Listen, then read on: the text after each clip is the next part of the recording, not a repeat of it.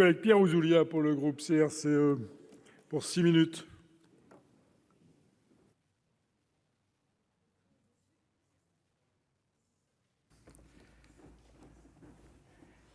Monsieur le président, monsieur le ministre, mes chers collègues, lors de la discussion au Sénat de la loi portant diverses dispositions urgentes pour faire face aux conséquences de l'épidémie, la rapporteure du texte, notre collègue Muriel Jourda, l'avait qualifié de projet de loi fourre-tout et avait considéré qu'il était le plus hétérogène depuis le début des années 2010.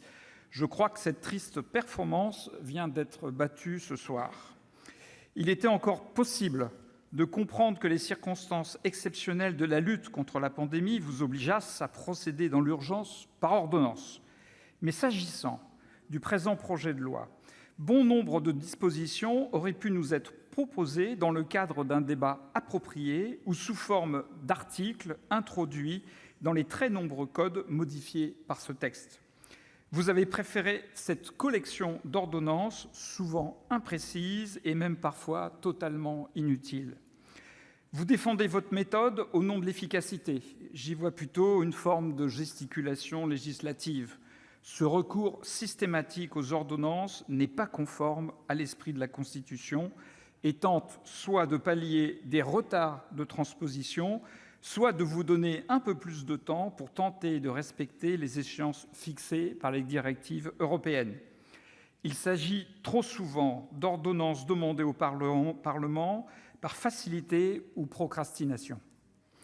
Notre rapporteur, le sénateur Laurent Duplomb, a tenté, avec l'énergie que nous lui connaissons, de conformer ce texte aux principes légistiques sur lesquels veille notre Haute Assemblée. Je salue sincèrement son travail, mais ce sauvetage était quasiment désespéré. Je souhaiterais associer à ces remerciements le président Bizet, qui a aussi essayé de sauver le texte. Je regrette vivement, monsieur le ministre, que votre gouvernement ait choisi d'écarter leurs propositions de correction en revenant parfois à des rédactions initiales défaillantes. Je vous souhaite la bienvenue dans cet hémicycle, monsieur le ministre, mais je déplore que vos collègues vous aient donné comme premier texte ce projet de loi aussi peu respectueux des droits du Parlement. Néanmoins, les prochains textes que vous pourriez défendre ici, au bon, auront l'avantage de vous sembler beaucoup plus simples. C'est au moins l'intérêt de l'exercice. Pourquoi toute cette critique ? Non seulement parce que ce recours démesuré aux ordonnances oblige le Parlement à céder à l'exécutif ses pouvoirs législatifs, ce qui fragilise le principe de la distinction des pouvoirs, mais aussi parce que cette profusion prive le Parlement, et donc nos compatriotes, de débats qui sont indispensables pour éclairer son jugement et sa capacité à exercer son métier de citoyen. Permettez-moi de prendre plusieurs exemples. Ainsi, je partage la critique de notre rapporteur qui regrette vivement que l'une des ordonnances de ce projet constitue, je le cite, un contournement du Parlement sur un sujet pourtant fondamental, celui de la protection des consommateurs. Le Gouvernement explique ce recours à l'ordonnance par les retards pris pour la rédaction des textes. Pourtant, les délais de transposition couraient jusqu'au 1er juillet 2021. Il aurait été plus opportun de soumettre au Parlement un projet de loi consacré uniquement à cette transposition. Ce débat était indispensable pour informer nos concitoyens des nouveaux droits que donne aux consommateurs la législation européenne. Plus grave, vous les privez d'une occasion rare de comprendre ce que peut leur apporter de concret et d'utile le Parlement européen.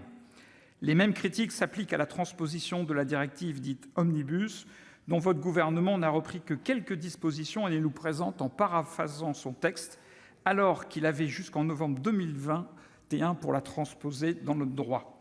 Sans rentrer dans le détail, j'aimerais évoquer avec le même esprit plusieurs dispositions européennes relatives aux services numériques gratuits comme les réseaux sociaux.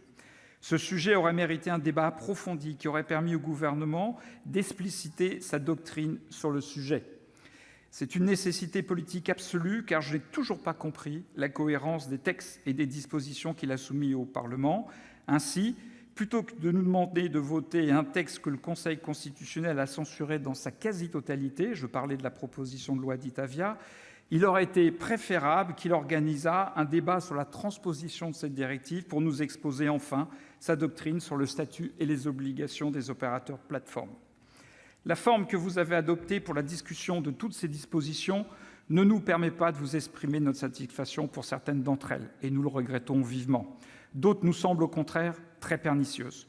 Je pense par exemple au rétablissement de la nullité des clauses interdisant les cessions de créances, car il contribue à la création d'instruments financiers toxiques qui participent à la spéculation financière.